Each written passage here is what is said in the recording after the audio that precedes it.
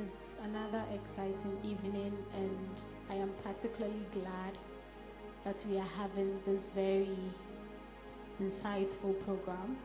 But before we start anything, we would like to take a word of prayer. And so I'll call on Brother Joshua Wawu to give us the opening prayer to commence. Please shall we rise? Let's pray. Thank you, Lord Jesus, for yet another beautiful day you have given us. Thank you for this marriage week. Lord, we ask for your presence amongst us. You say where 2 or 3 are gathered, Lord, indeed you are here with us. We ask that, Lord, everything that we will do this evening may it be to your name's honor and glory. So do we present before you, Lord, Auntie Doreen. We ask that you be with her, grant her a special unction of the Holy Spirit, that, Lord, she'll be able to impact knowledge even unto us here and those that are watching online. And we ask that, Lord, by the time we leave here, we'll be better Christians than we came in. This we have asked through Christ's name. Amen. Thank you.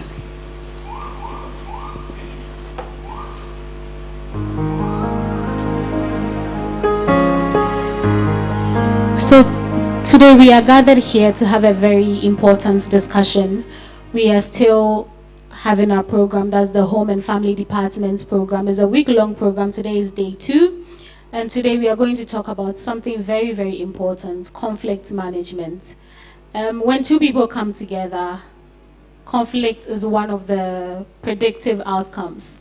So imagine coming together in an intimate relationship, here marriage and as a family. Obviously, conflict is one of the things that you cannot do without. It's inevitable. And having the skills to be able to manage something that obviously you have to live with, I think we all should strive to know some tools to manage conflicts properly. Because the sad truth is, when you're not able to manage conflicts properly, it leads to some very disturbing outcomes. And so today we have in our midst a very wonderful lady, very brilliant lady, if I do say so myself, who will be taking us through an insightful, very educative presentation. But before I introduce her, we'll take a little music, a very nice, soothing music from our own sister Fiona, to set the environment right, so that when our panelists or our guests take the stage, you'll be ready to listen to all the information she has for you. But please take your notes, take your notebooks, take your pens, write down all the tips she'll be giving us, because trust me, this is Apple. If you're failing at winning communication or winning your arguments in the house, she's here to give you some tips. And not to say because you win, you go and fight and just make sure that your partner feels some sort of way. But she's here to help you communicate right, to get the outcome that you're looking for. So Fiona, kindly give us the music, and then right after I will introduce our guests to you. Then we start with the program. Thank you.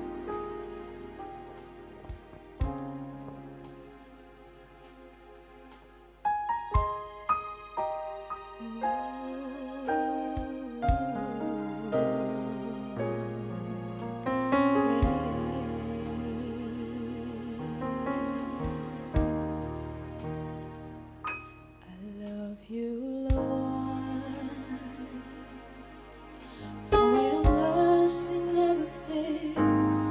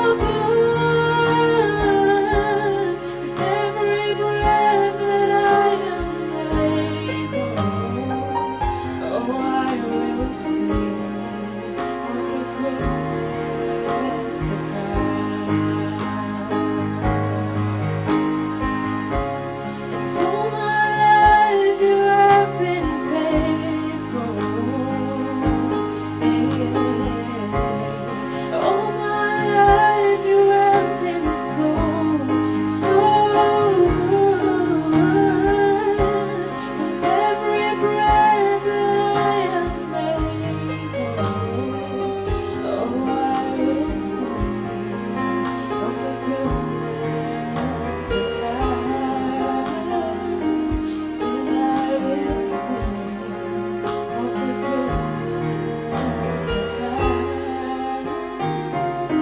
Oh, I will sing of the goodness of God.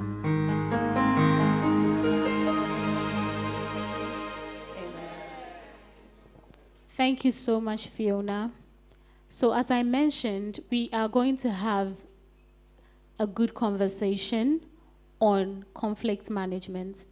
And this discussion is going to be an interesting one because I saw the title and I knew it was going to be a good one. So she has titled it, The Fine Art of Learning to Fight Well. So she's obviously going to give us some skills, some tools, some tips on how to fight well. And I saw that she put fight in some inverted commas because she wants to make sure that when she says fight, she's not talking about blows here. She is a very beautiful woman. Mrs. Doreen Bafo is her name. And she is the CEO of Lead Coach Branch Out Africa. So please take your notepads, take your pens. I'm going to give her the floor. She's going to go through the presentation with us. And if you do have any question, kindly send it to me. I would ask her. Or if you want to ask her, we have our microphone stand here. You can come, sit near the microphone, and when it's time for questions and answers, you get the opportunity. We are also live on Facebook, which is our Facebook platform, the Prince Emmanuel Seventh-day Adventist Church, Osu Accra. You can stream live, join the conversation live, leave your comments under the comment section. We are also live via Zoom. So please call a friend to call a friend, and let's have a great conversation. So the next voice you're going to hear will be Mrs. Doreen Bafo. So please give her a round of applause. Thank you, Evie. Good evening, church. And it's a delight to be back here. I was sharing an interesting joke with Ni Amankra a few moments ago. So my father was Adventist, and so anytime I'm here with you, it's almost like coming back home. And my daughter, I have my youngest child. She's in her late teens, and she said, she passed a very interesting joke when I was coming. She said, I'm sure that anytime you have to go and do something in your father's church, your father will be bragging to the other dead people, that's my daughter, that's my daughter.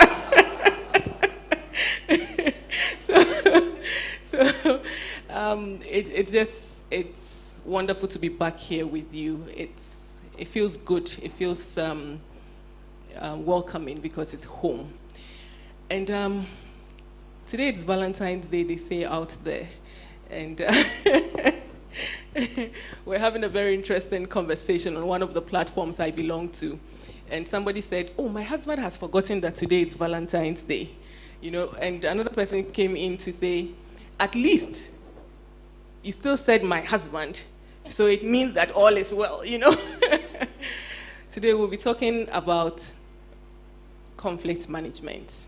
And when Ni shared his heart and the topic, I said to him, I don't feel qualified to speak on conflict management. So what I'm going to be sharing with you it's a skill that I have learned through my journey as a coach first. I learned it in 2013 during my journey as a coach, and during relationship coaching, we walked through this. And so I've been practicing it since 2013. In 2013, when I first learned the skill, I had been married for 15 years. My first child was 13. So a little water had passed under the bridge. I had tried the other ones that I had observed, and this was such an eye-opener. But I want to issue a disclaimer before we continue. Although I have been practicing this since 2013, every now and then there are slips. And so it's called an art for a reason. It just means that the more you do it, the better you get at it. Maybe we could have put the art and science, because there's also a body of knowledge to support it. But today we're going to be learning the skill. We're going to practice it here, start the practice session here, so that once we find ourselves in the spaces with our significant others, we continue that practice. So, the fine art of learning to fight well. An interesting story. I shared the topic with my husband, and he's like, "No, I don't like the topic. We don't fight in marriage." I'm like, "Okay, I've seen fights." He said, "No, I want it to be something different." So we had a very interesting conversation about that one. But relationship experts say something very significant. They say that what keeps a relationship going and thriving, it's not the gifts that spouses give each other. It's not the date nights that we have. It's not movie nights on Wednesdays or Fridays with each other, or date nights in the house with surround systems and all of that. Apparently, the number one skill that we need for long-lasting relationships, it's learning to fight well. Conflict management. Because they say that conflict is inevitable in a relationship. I'll tell you a very interesting story. So my husband is 100% fancy, was born on UST campus, now KN UST campus. He grew up as a young boy sitting at the dining table. They would have breakfast.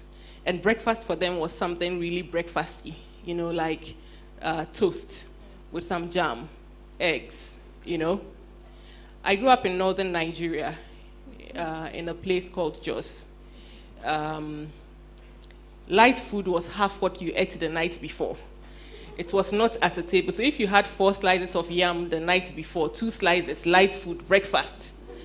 If you had a full bowl of banku the night before, light food, have a bowl of banku, same stew, breakfast. It was not at a table. I like my food really hot. He likes his food really cold. In fact, very interesting story. When you dish hot food for him, you can actually slot it into the fridge for it to get cold. And then he eats it. I like my food really warm. So I quickly learned, living with him, the rules we had to set our own rules, going through. And then we were blessed with children as well. And so when we thought we were still getting to know each other, then these strangers also arrived with rules of their own, And so we've learned along the journey. I've known Eko, my husband, for 25 or 26 years. I don't remember. But we've been married November would have been married for 24 of those years. So I'm just going to share some of the tips, really practical tips and stories with you. I'm also going to share stories that clients have given me permission, except that clients have said it's okay, share without our names as we go through the conversation today. But just because of how the topic is carved, I thought we should define conflict and fight.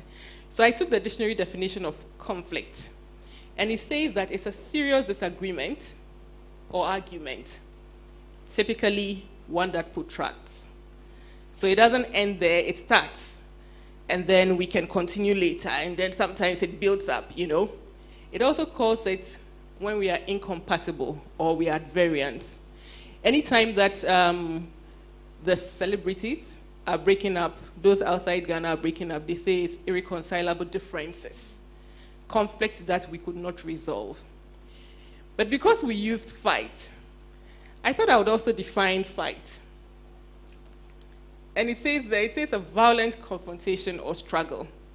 God knows I've seen a bit of that when I was growing up. Both from my parents. I saw my parents fight, real fight, twice as a child. I also saw a neighbor and her husband. They did it more than twice. So I saw a bit of that. So when my husband said, there are no fights in marriage, I'm like, I don't know, but I think I've seen a bit of that. And it talks about struggle to overcome or the struggle to eliminate something. So what we want to talk about are those scenarios in our relationship or relationships that cause our once beautiful companionship to become something that I call, every now and then I say some of the marriages, you can actually call it, for those who speak Chi, they say tiasi wo awarie, So the marriage is alive, as in technically we're still married. But between us, you and I know that this thing, it is there some, and what we want to do today is to learn some of the skills that can help us out of those moments that can lead us there. And it's not anything, it's not a tough thing. It's simple, or it appears deceptively simplistic. So that's what I'm going to be walking you through today. So now that we have that defined, I want to be able to move this. Let's see. Okay, it's not moving. Let's see. I'm just going to ask the technical team to help us, but I'm going to move on now. Okay, there it is. All right. So between those two birds, maybe it's Tiasiwu, right? No, but today's objective is very simple. We're just going to learn one of the skills that we can practice for healthy conflict. I like that quote there. It says, conflict is inevitable. Combat, on the other hand, is optional. So hopefully today's conversation helps us navigate healthy those conversations that tend to get difficult so that we can have healthy conflict in our relationships. Before we go through, though, I'm just going to walk you through a few of my reflections on this journey and hopefully also begin to elicit in you some of those thoughts as well on this journey as we talk about conflict management. One of the things I've learned in my relationship as a married woman is that it actually takes a while to understand yourself. It must have taken me over 10 years of being married to be able to express some of the things that I was uncomfortable about. And maybe it's my nature, but we are all born really different. Some people are vocal, some avoid conflict with all their being. Some need evidence and supporting evidence to say, okay, this is actually not how I want it. And even when they have that, being able to express it in a way that they feel will not generate conflict becomes really difficult for them. So I observe from myself, from my spouse, but also for the clients that I've handled since 2013, that this journey of self-awareness takes a while. Thankfully, there are tools to help us quicken the process. And we probably don't have to wait 15 years into our relationship to say, actually, these are my triggers. And now I can verbalize them. It does take a while. And so if there's anything that as a church we can do to shorten that journey for spouses, even better. And because this journey takes a while, I always say to people, be compassionate with your partner. First, be compassionate towards yourself.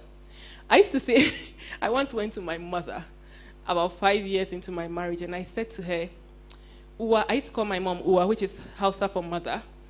And I said to her, Uwa, I feel like a bird whose wings have been clamped. And I feel like I want to fly, but something holds me back. And I can't express it, but I'm not happy. And she says, but is your husband doing anything to hurt you in any way? I'm like, no, that's the problem. He's not, And that was 5 years. 15 years or 10 years later, so the 15th year, I suddenly was able to verbalize what it was, And I said to myself, it would have been beautiful if I had the language. One of my coaching friends says this very nicely. She says, in this part of the world, it's almost like we're constipated emotionally. Like, we don't have enough words to express what it is that is going on in us. And so we bottle it up until suddenly there's to quote one of my favorite bosses, suddenly we have an emotional and verbal diarrhea. So first it's constipation, we can't even let it out, and then suddenly there's an outburst that even ourselves and the people around us can't explain. So compassion for yourself, but also curiosity for the one that you've you're on this journey with, what makes them tick? So on your own as well, for me as an individual, that journey of me, Doreen, what are those things that excite me? What are those things that elicit some feelings that I'm not comfortable with? How about my spouse?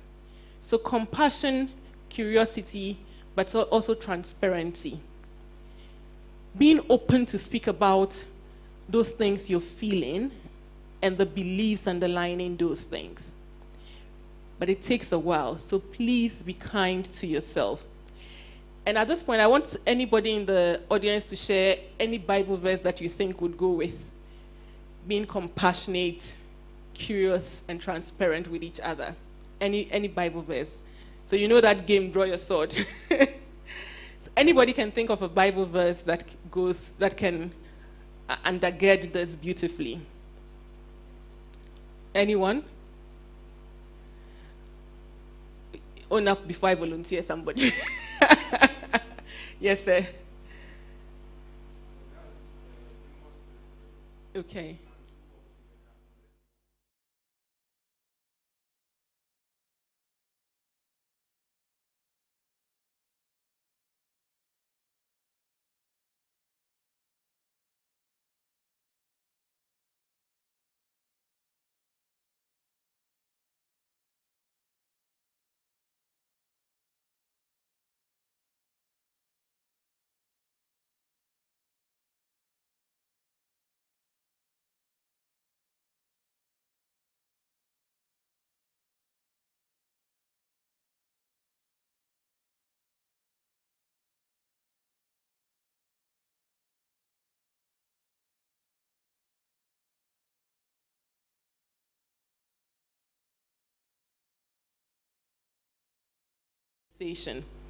Often we talk about the neighbor as though the self is not there, but loving yourself is taking time to understand yourself, to know what makes you you, what makes you tick, what triggers you, because we'll be talking about your triggers shortly.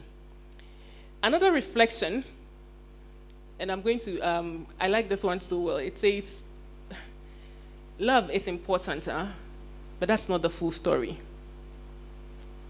Love, it's important, but it's not the full story.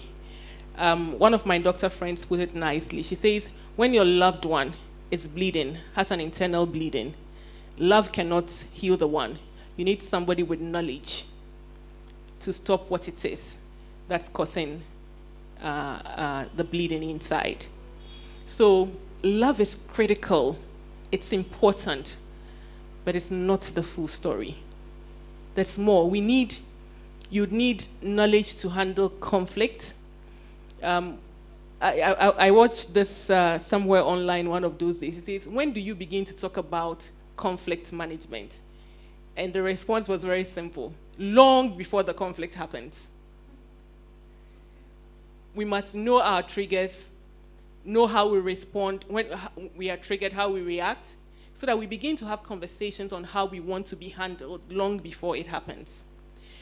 And it's interesting because if you think about it, by the time, and I'm going to use myself, by the time I got married, the only fights I had ever had in my life, when I disagreed with my mother, she was the authority figure, it was kawanutum, and end of story. You know, keep quiet over there.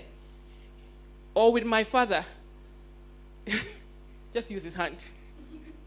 And you understood, you know. And then in school, the same thing. Teachers, if you went out of line, you were brought back in line, you know. Amongst my friends, when I was much younger, I was very petite, like really skinny and smallish.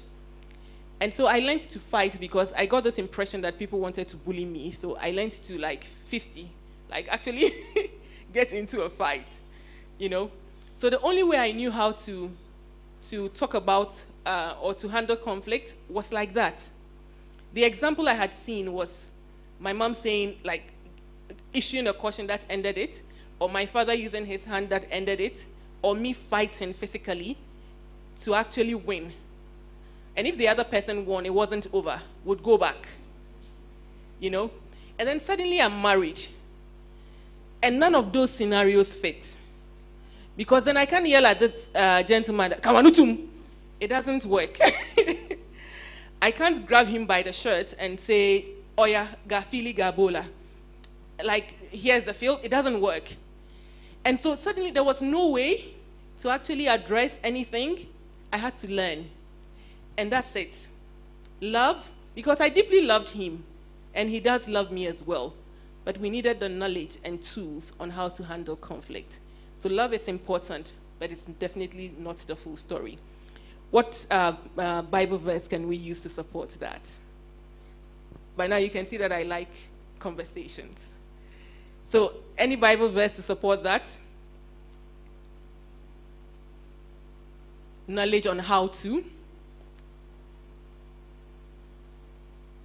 If I give this one, you will have to invite me back.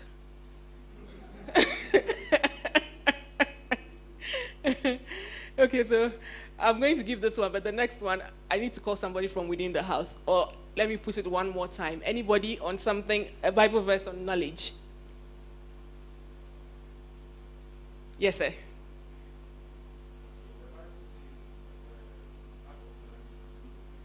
Aha!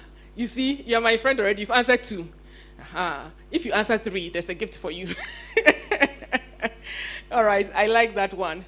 I think for me, I also put, please help me, I think we froze again. I put 2 from Proverbs. Those were my picks for the, sorry, keep going back there. Okay, so I picked Proverbs 24, 3-4. One of my favorite verses. Anybody wants to read that one? 24:3.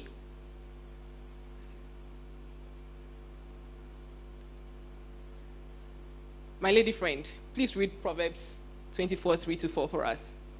It's on your phone. You don't have it? Okay, sir.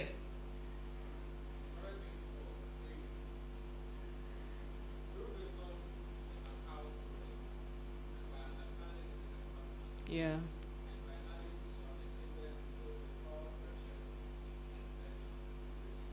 Thank you. So wisdom, understanding, and knowledge. And then there's Proverbs 18:15. Fiona.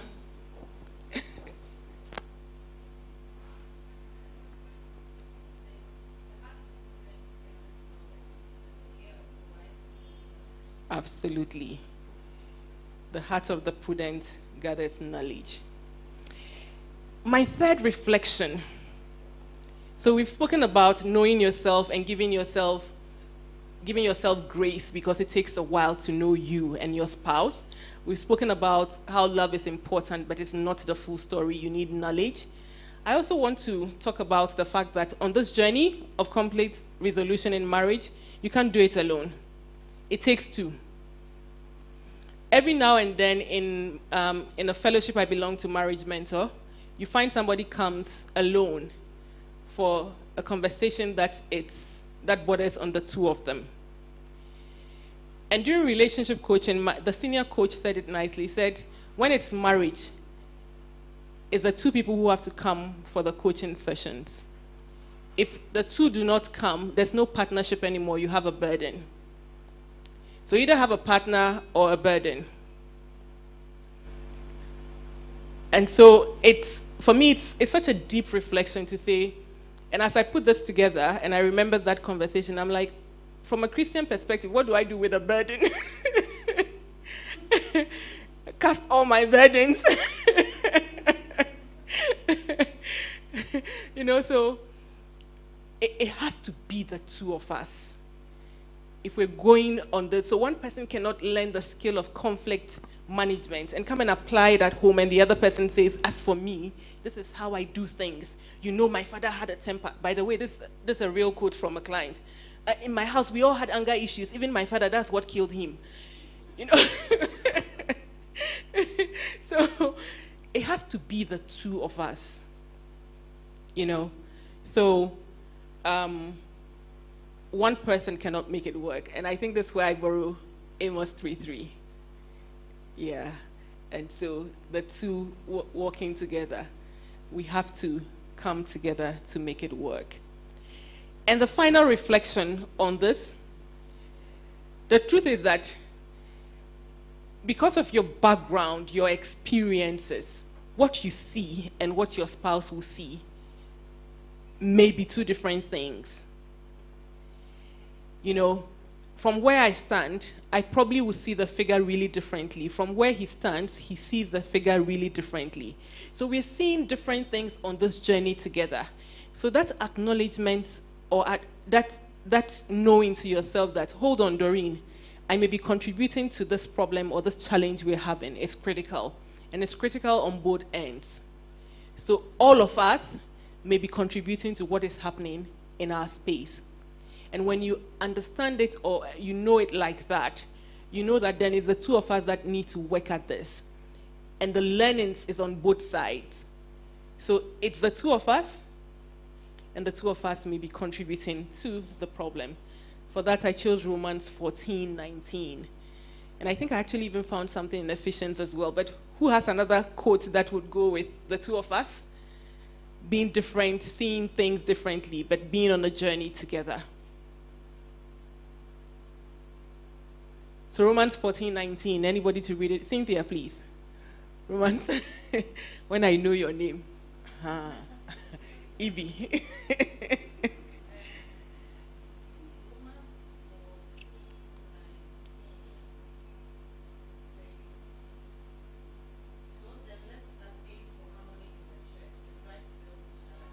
Let's try to build each other up, edifying one another, right? Because both of us, we stand on two different ends of the room, and we may be seeing things differently.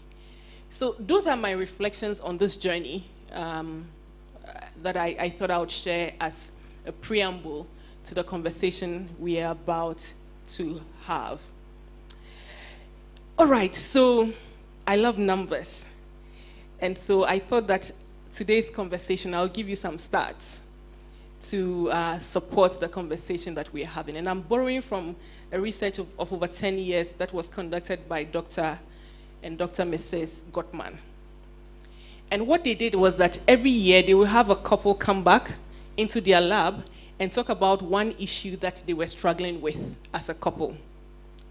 What they found was that year on year, what the couple came to talk about were the same things. So you see, you are not strange after all. So, in fact, the lady puts it nicely. She says, it seems that the only thing that was changing was the couple styles, like how they carry themselves, their hairstyles, but the problems were the same year on year. So they realized, and so they did the analysis and realized that 69% of problems that couples face never go away. Chai.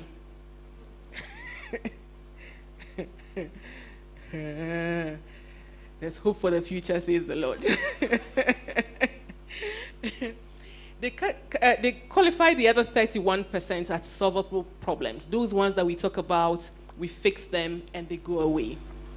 But they say that as part of that 69, some of the problems become what they describe as gridlock. You know, traffic in Accra, Kawokudi Junction. When the traffic light is not working. Gridlock, when everybody has right of way, and all of us stay there. That's gridlock. So they call some of the problems gridlock problems. So you can imagine a gridlock problem that is not going away. That is repeating itself year on year. And we're talking about it, we keep talking about it, and it remains. And they go to say that sometimes they breed tension. So we either just pretend that they don't exist. You know, I have one gridlock in my house. I hope my husband is not listening. I quickly found out, so hand on heart, I didn't know that there are some men who don't like bathing twice a day. I kid you not. No, I'm not joking. My father never missed, and we lived in Jos. Jos is a state on a plateau. So sometimes it rains blocks. It's cold. But my father never missed his second bath. So I grew up with the notion that morning, evening, every man must bath. And then God gifted me my husband. And then, so for me, initially it was like, but you must bath. And he says, me won't bon.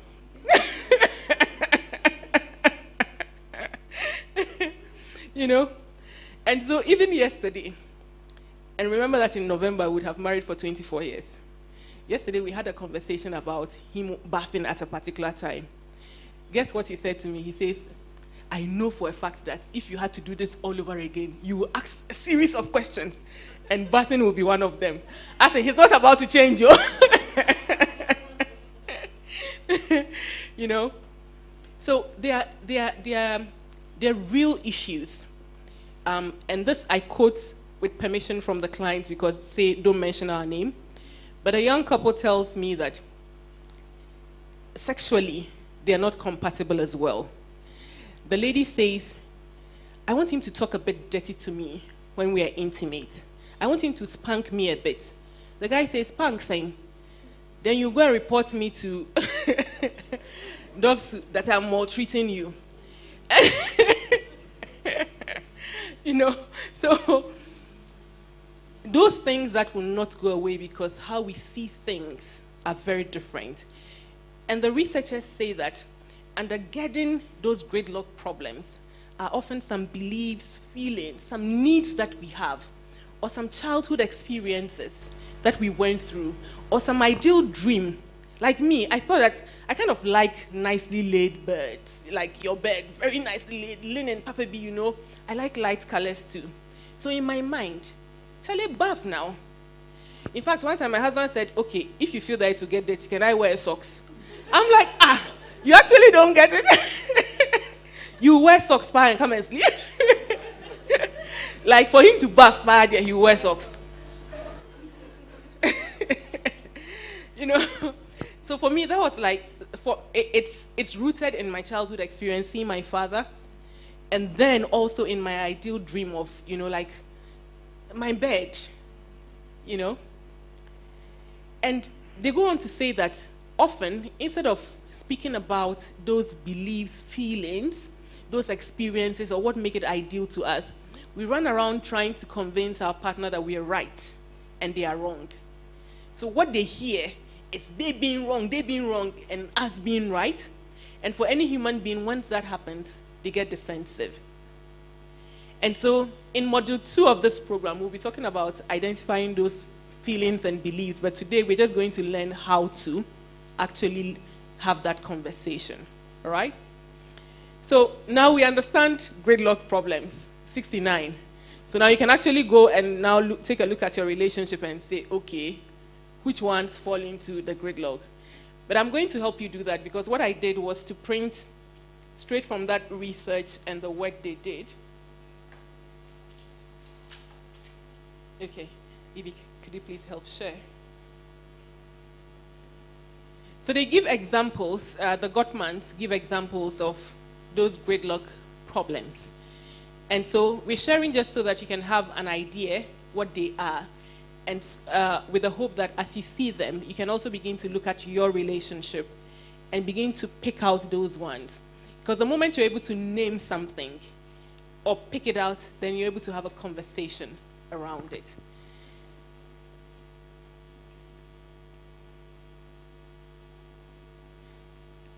All right, so once you look at those sheets, initially I thought we would actually do it as a couple, but then I realized that that may not work today. But hey, please feel free to take it to your significant other and let's have a conversation on what may be gridlock problems in our homes.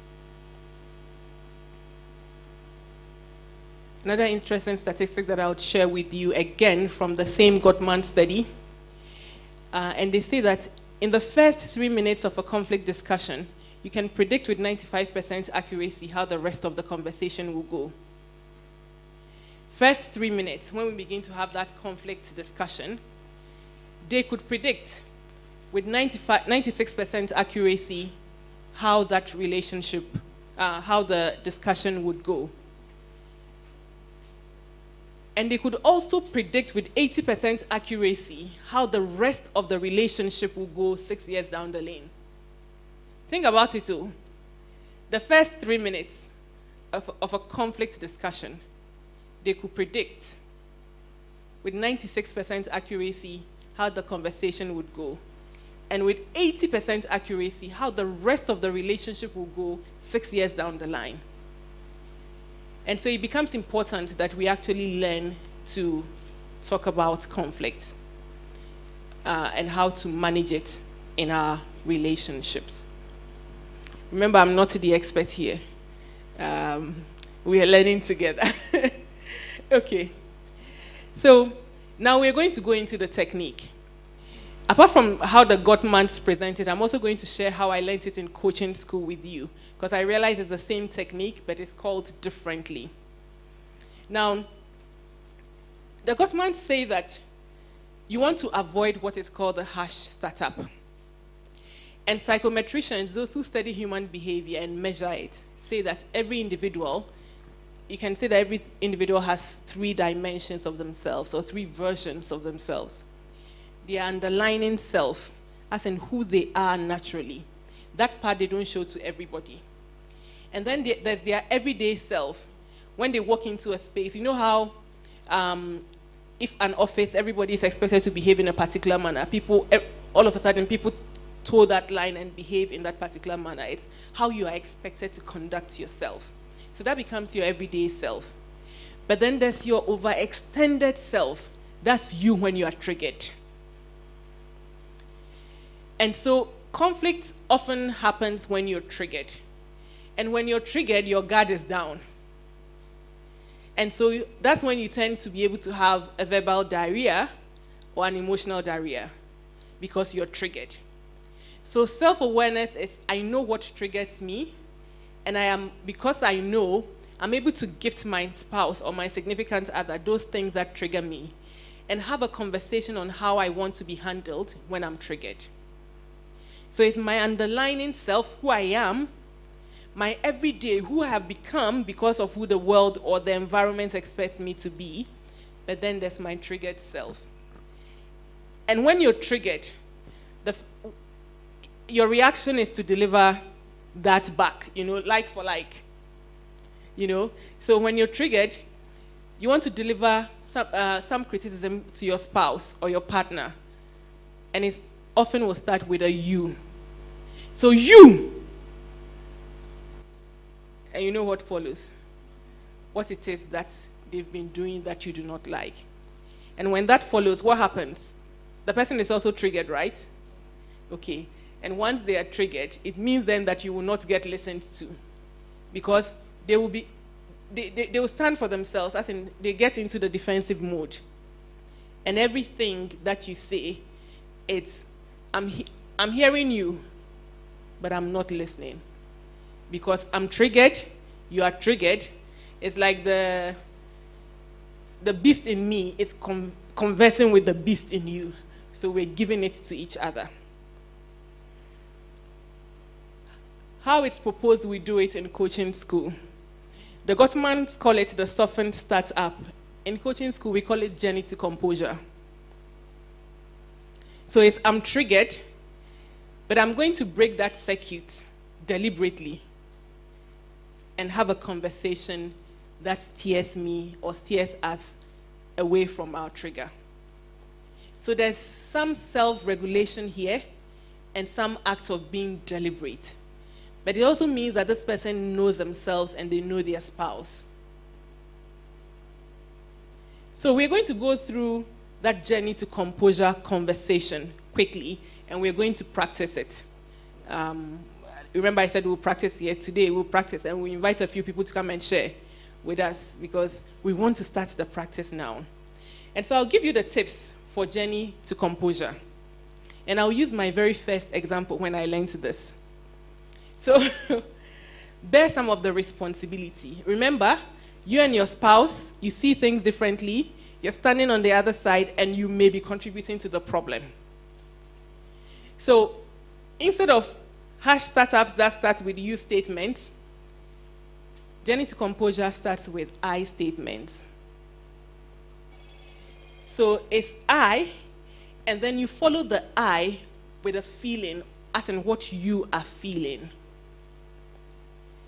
So it can be your thoughts, what's going on. I'll give you a very interesting example. When I first taught my children this, and they had to practice, my daughter says, I feel that you're a very stupid brother. I'm like, no, you don't, that's cheating. That's cheating. You start with I and you describe what you are feeling. The moment you go, I feel like you, that's cheating. So it's so when I first learned this one and I tried to use it, I had just come back from work and I had observed that my husband had gone to shave my daughter's hair. And he had shaved it really, really low. And I didn't like it. And I think it was about the second time that it was happening. And the first time I probably had a conversation around it, but I had it harsh startup. But now I was learning. And so I wanted to have it this way, journey to composure. So I went something like this. I feel really triggered. And so now remember I, and then what you're feeling. If I had to use my bed not being laid, it would probably be, babe, I know that sometimes me too, I do something like this, but I really feel upset when I see the bed like this. So it's the conversation on you and not them. What you're trying to do is to get them to listen to you. What you're trying to do is to steer that conversation away from the beast in you communicating to the beast in them. I'm triggered, you're triggered. Openyin Kojo describes it nicely. He says, when two mad people are having a conversation, or two people who are angry on the streets of Accra, maybe somebody bashes into the other person's car, then you see a nice gentleman, white shirt, jacket, get down, and they get at each other. Suddenly you can't tell who is educated or who is not, because we are all angry. That's being triggered. But Journey to Composure says, bear some of the responsibility. Start with I statements, then you describe a feeling.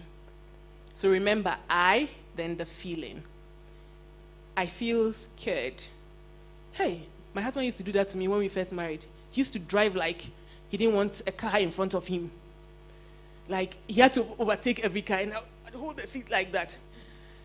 You know, until I mastered the courage to say, I feel scared when you drive like an airplane.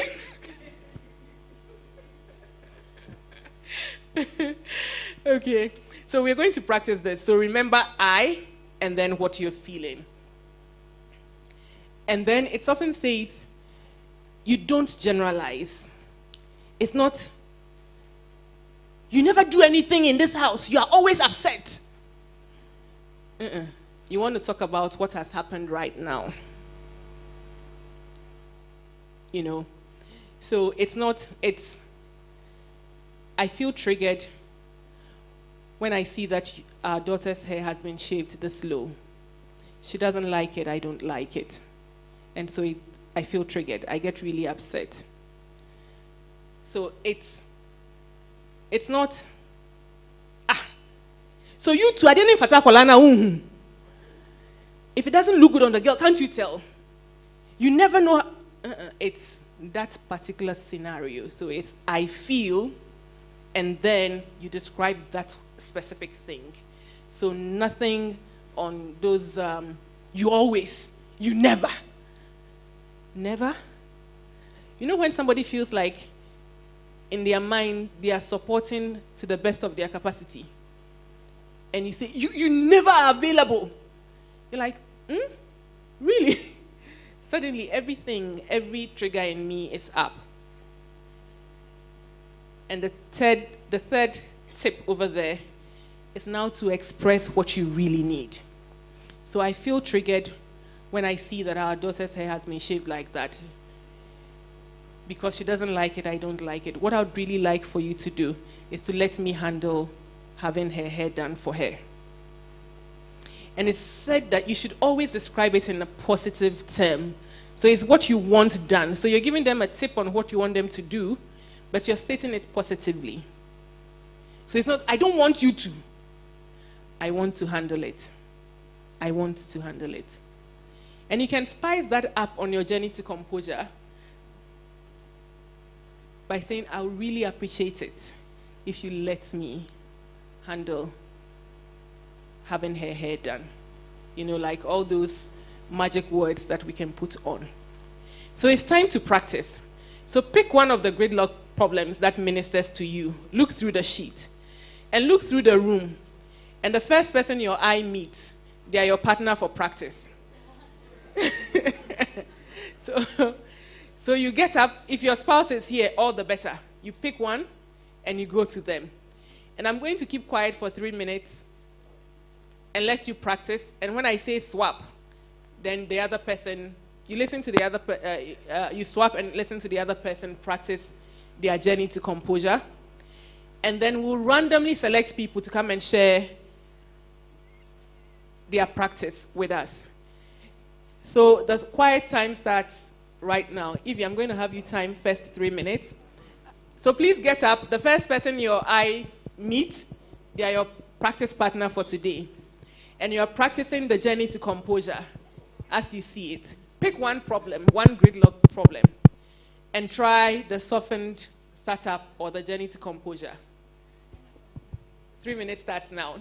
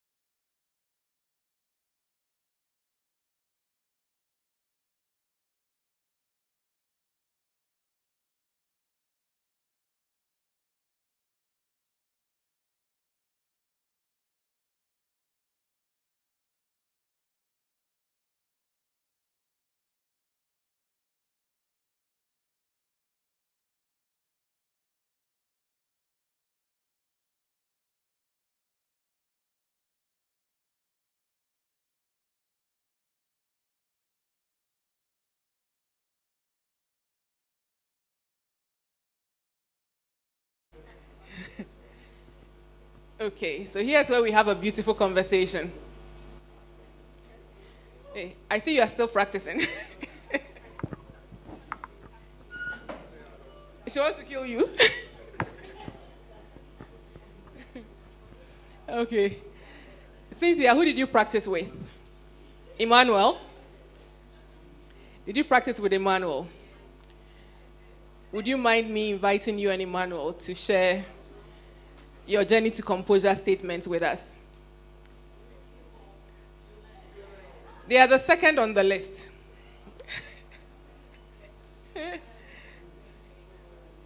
So they are going to share. Remember, it's an art, so the more we do it, the better we become. The more we're able to throw words in there and make it better. But it's what you feel, make it specific. Tell them what you want them to do. All right? Don't generalize. So let's hear them.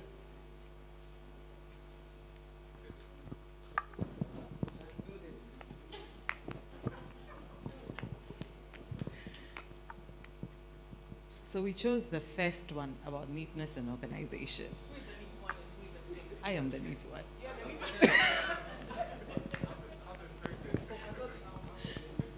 No, I was the neat one, so I come in and it's about the kitchen. So I enter the kitchen and I say, babes, I feel a bit unsettled when I enter the kitchen and the dishes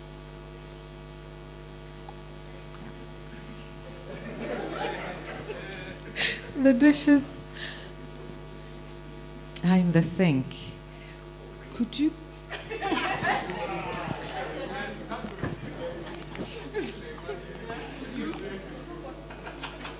so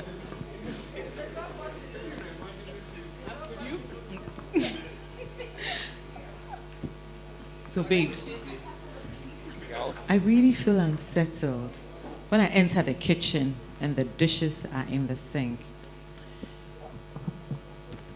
I would appreciate it if you could help me to manage the kitchen a bit. So that was...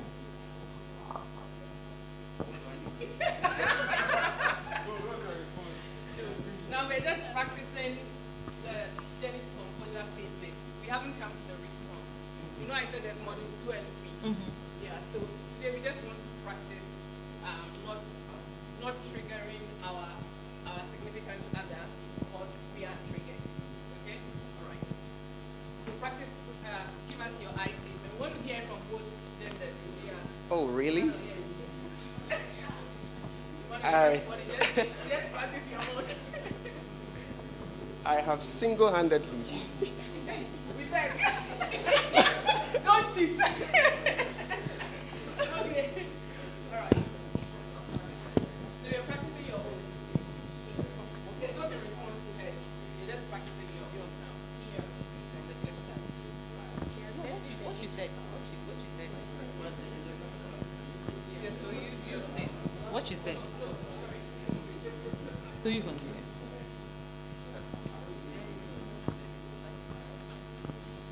I think I'm a little lost. I feel I have single-handedly. I feel that trigger me is coming. Now continue. Hopefully, You look like you have single-handedly. let me go and practice a little bit. Remember, you're not responding to that. What we're practicing right now is for you to be able to use your journey to composure statements when something is happening in the space. Sorry. My apologies. So we're all practicing the journey to composure statements. It means we're breaking that trigger, that upset mood, and having a conversation that does not trigger or sabotage our ability to be heard or listened to. All right, so thank you for sharing. Emmanuel says he's going to practice his own. And remember, the key word is not to trigger your spouse. So I'm going to call, thank you so much, Fiona and Ophelia, yes. Fiona and Ophelia. And they're going to practice their journey. And then we'll have one more person or one more group and we're good to go. We just practice, we keep practicing until this becomes, yes, over to you.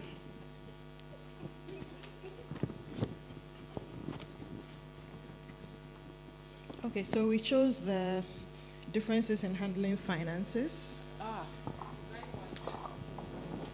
Okay, so Fiona, I just noticed a huge chunk of money from our account is missing, and I realized you spent it on some items. Well,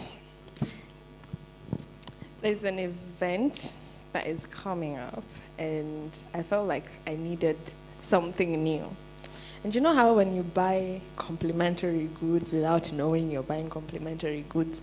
So I bought the hair, and then it was good, but then I realized I didn't have a dress to go with it, you know.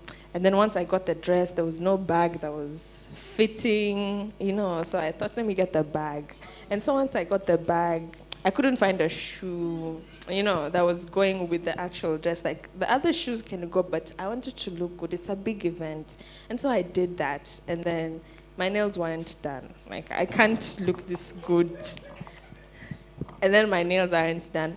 So I went and I did my nails. And then when I checked, when I was done, oops, it had gone over. Okay, Fiona. You know we have a project ahead of us. We needed 15,000 to finish the project, and we had put together 12,000. You've spent 10,000 on a whim.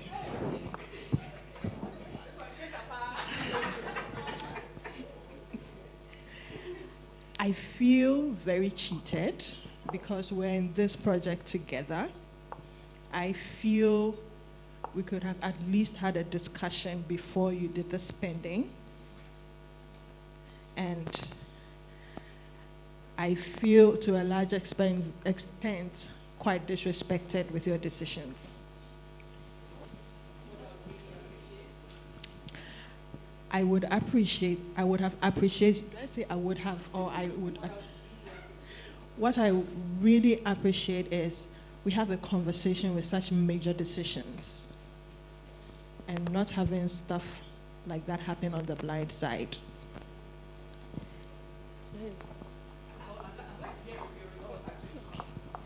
I understand. I feel, however, that, you know, we should try to live for the moment sometimes.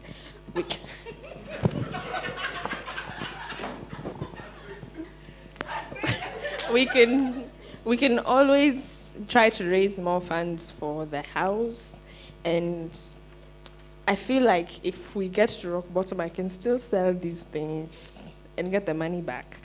I also feel like for future things, it'd be nice to have our own separate spending. So I have my own, and then I spend it the way I want, and then it doesn't eat into our project money. So I would really appreciate if you could give me some funds on the side and put a cap to the spending.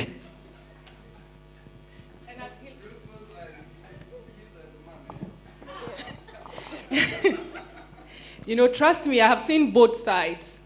And again, in my immaturity, I used to think that this kind of conversation would always happen, the woman being the spender and the man being the one who conserves. It's not the case all the time. I've seen both sides. I've seen scenarios where the woman has to conserve so hard and the moment the man earns something, gets a share out of it because he will spend it if she doesn't take it. So it's both ways. But as they discussed it, these are real scenarios in marriages, all right?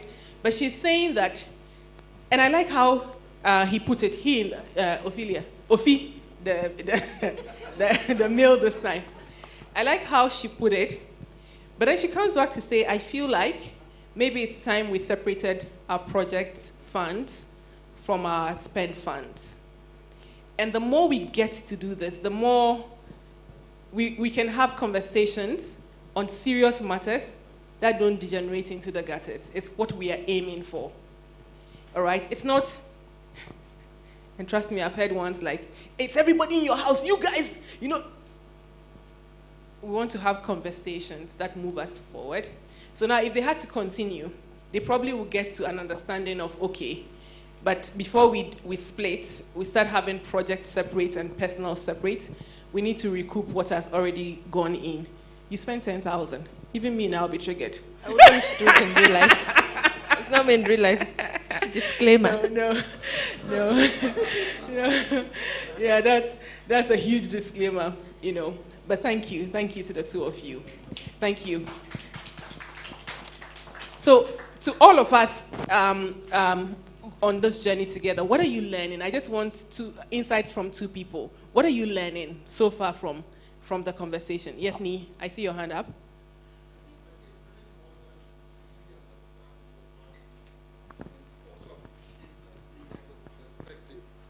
That might not necessarily be the perspective you have, and be considerate about it in your engagements. And if you want something bad enough, learning this art of conversation is really important.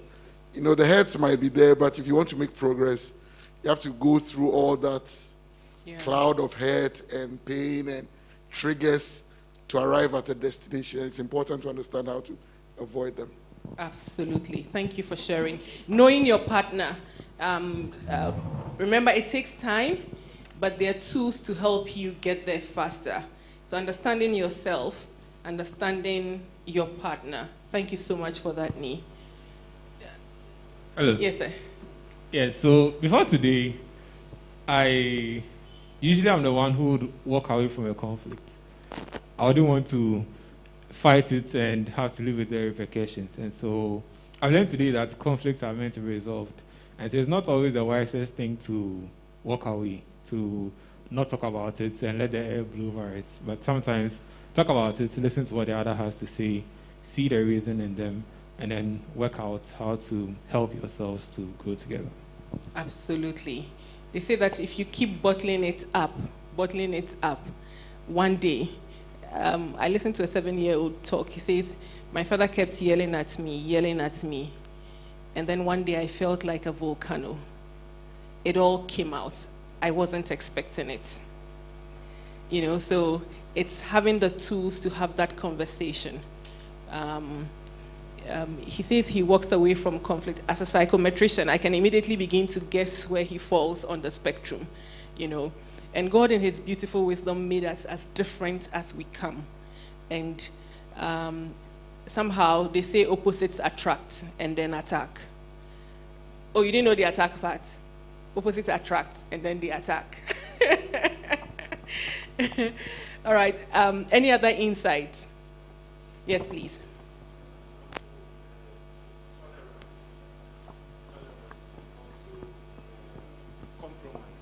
Yeah.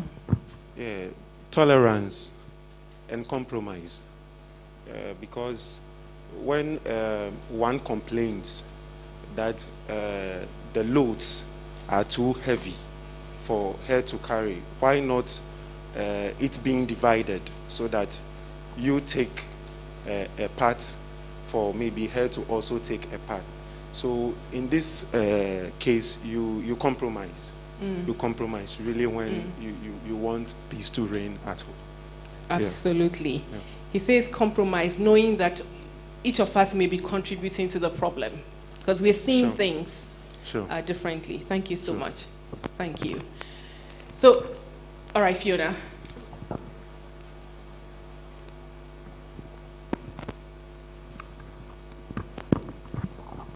I think for me, the other thing I've noticed is that it takes a lot of self-sacrifice, because I mean, I'm sure it'd be very hard to have such a conversation where you're composed, because you also have your own ideals as a person. You kind of want to let your voice heard. Let's say if you're angry, you want to let it all out, but then you have to forget about that side and try to say it in a nicer way. I'm sure other people would also find a challenge with that. I know I would find a challenge, you know, with saying, oh, I feel like it would be better, but then a voice in the back of my mind is just telling me, attack, attack. You always do this, you do that, you know. So it's really coming with laying away the other, like, cruel self and trying to be more accommodating of the other person, which is hard when you're triggered and angry. And that's a very valid point. So when I'm triggered and I'm angry, so one, I know what triggers me and I can tell that I'm angry. And my practice buddy and I had a conversation. Our spouses are different. For me, when I'm triggered and I'm upset, I want to take some time off to think about it. I'm afraid I will say something that I will regret. And I was sharing with her, that's my practice as a Sunday school teacher. Because then I take some time so I can self-regulate and have a journey to composure conversation. My husband, on the other hand, wants to have the conversation when the issue happens there and then. And for him, when he says those things, he's done. Like, the moment he walks away, in his mind, we're done. The conversation is over. I'm wired to think things through and then have a conversation afterwards. So I remember when he came to ask for my hand in marriage, my father said to him, and back then I didn't even know that about myself. My father said to him, you know, when you have a conversation with Doreen and she doesn't respond, it means it's not over. And I was wondering, like, what's he talking about? But later I got to realize that about myself, that when you do something, it's one of those things. Sometimes I actually make excuses for people's behavior around me. But if I see it a second time, maybe even 8 months down the line, and then I see a third time, I'm able to connect the dots and say, you know, that's not the first time it's happening. And my husband goes, my word, you kept all of that inside you? I'm like, no, I didn't. It just all came back to me because this happened. But for him, the moment it happens and he talks about it there and then, he's done. So at a point, he and I needed to have a conversation because we realized the differences. And I said, the moment you begin to talk, because when it's happening, he's triggered. So his voice is loud and it's high and it triggers me. So if you want to speak about it when it's happened there and then, maybe you want to bring down the tone. Otherwise, I also get very triggered. Because he wants to talk about it then, I don't want to talk about it then. But don't use a high pitch because then that's my trigger. So it's learning about each other, you know, and it doesn't stop. We keep learning about each other, you know. But you put it nicely, it's self-regulation, right? That's actually the journey of growth throughout our lives. It's one, I'm self-aware, emotional intelligence. First step, self-awareness. Second step, self-regulation. I know, and because I know, these are the steps. Like I've just used my husband and I. Because I know that my voice will go up. And if it goes up, I feel disrespected. And I will get triggered. So lower the tone. And we can have the conversation there and then. That's self-regulation on his side and self-regulation on my side as well. Yeah. Yes, Ophelia. I think I was trying to listen on my way here. You said something about, you related something to when you were growing up and how it filtered into your early days in marriage. And that brought something to mind about childhood trauma. We are in a society where mental health is so underrated. Yeah.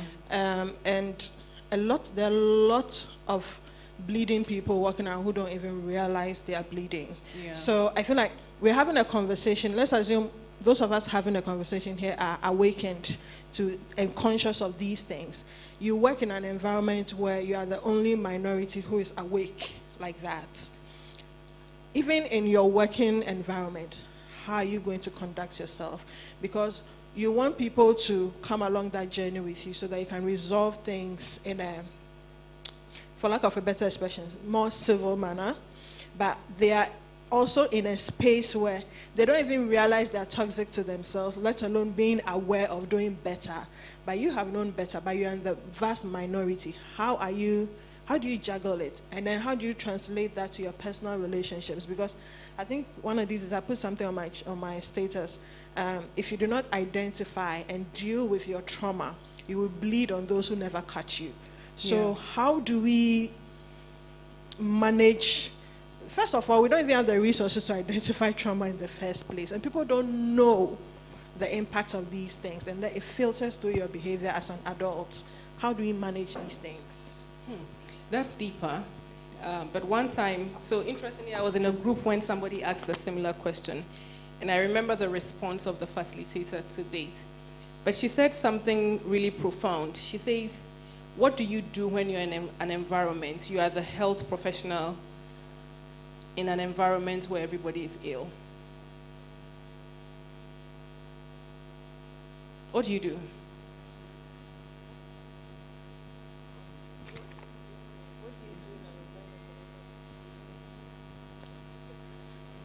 What do you do?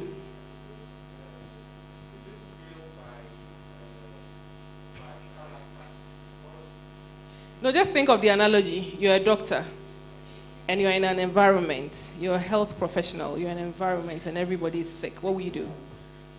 Everybody else is sick. I think the first instinct would be... Yes. I am guessing you start treating the sickest person one by one, because that's the best you can do in the situation. You treat one after the other. And you know there's no right or wrong answer to this question, right? I think the first instinct would be to attempt to treat, but you also realize that you very soon run out, and you can never pour from an empty cup. So then what do? You would probably identify the ones you can help quickly and empower them to help you heal the others or something. So I guess maybe that's the response we're looking for. I don't have a response. I can share from that analogy that the facilitator gave to say, okay, if I'm the only health professional in an environment where everybody is sick and the sickness is contagious, what do I do? Maybe I will find the people who can support me quickly, who will become the nurses quickly, and sort them out to say, then you do this. But when that's not possible, and if I don't back out, I probably would die. Then it's time to back out. And maybe it accounts for why people will leave toxic relationships, because then if they stayed, then they lose themselves and their and everything else as well. So I wonder if there's a direct answer to that question. It's such a profound question, but the answer is as varied as we are different as well. That it really depends. I may start to say, who are the change agents in this space? And I think I've had a scenario like that at work before, where I now started looking for the change agents. But it was tough, because every now and then there's an attempt to also, they say, like even, it's like to pull you to our side, So it's constantly being on your compassion game for people who are sick, because that's the truth, they are sick, And when you begin to have conversations with people on healing from issues from the past, then you understand how really people are sick. Yeah, it's a tough one. And one of my young girlfriends, Sekua, puts it nicely. She says, hurt people, And until somebody breaks that cycle, we just continue to perpetuate. So I may not have answered your question, but yeah, that's it. What if it's your spouse?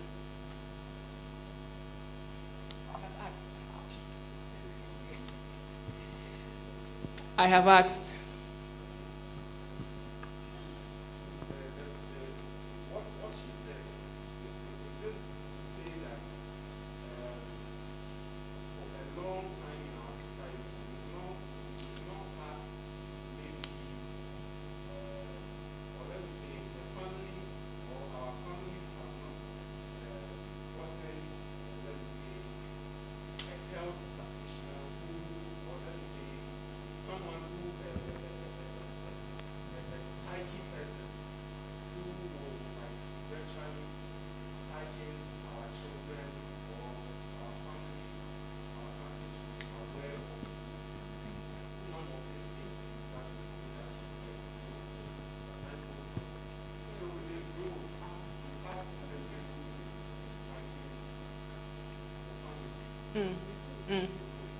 And I think now now the conversation is allowed and it's becoming open more and more to say, it's okay for me to express, to have a language to express what I'm feeling, and to teach our children to also express those things, you know.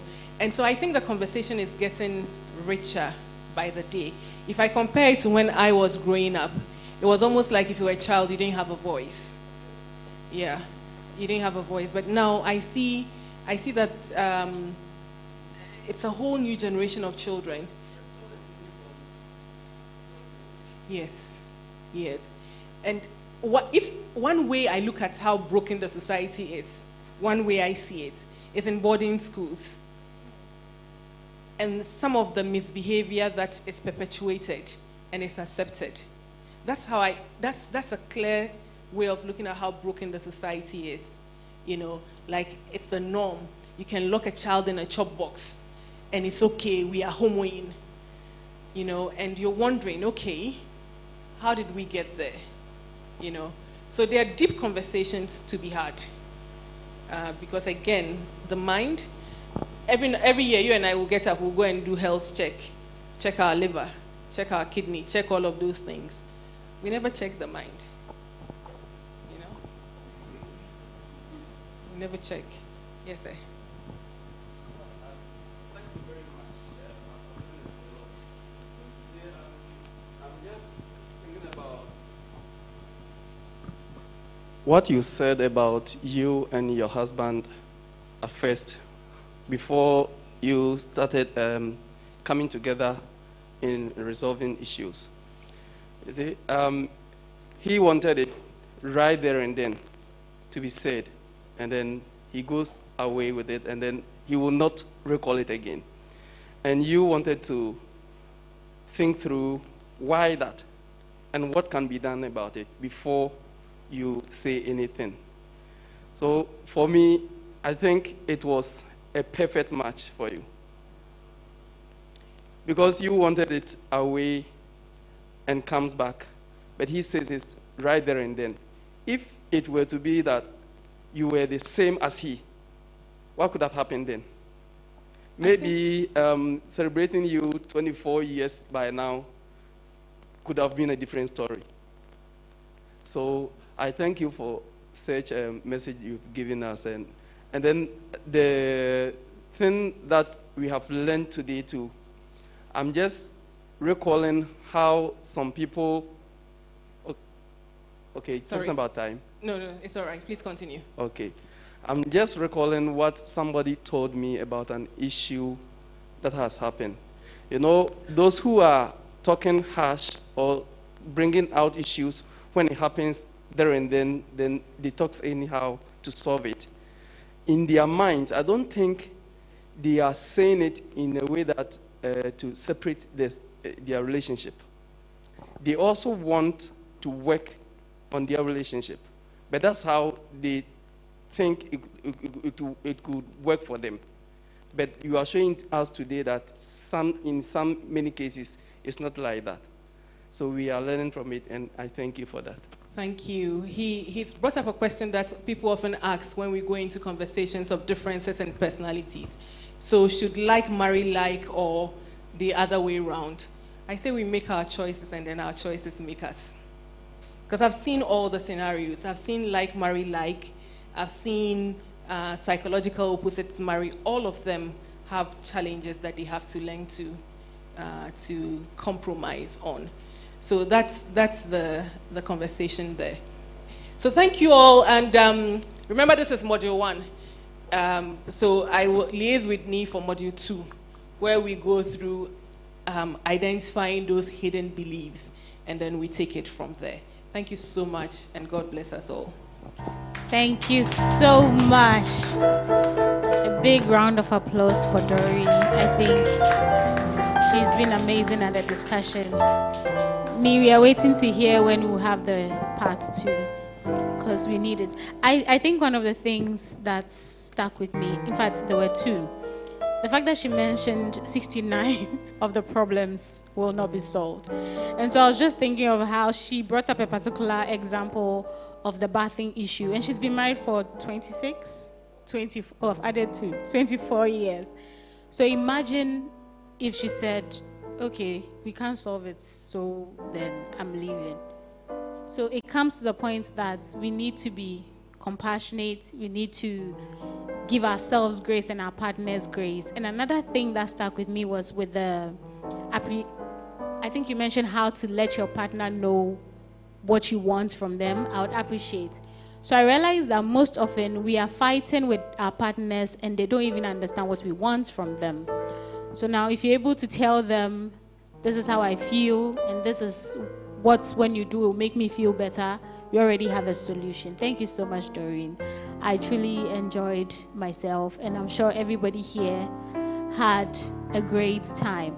We'd call on Elder PJ to give us the closing prayer. But please remember we are coming back here tomorrow, same time, to have another insightful conversation. And so please, please, please make sure you come and join us tomorrow. But on your way, when you're leaving, we have some books outside, the Amazing Facts Bible Study Guide. Please take one for yourself and also take another one for a friend and invite them to church on Saturday, which is the next Sabbath. Thank you.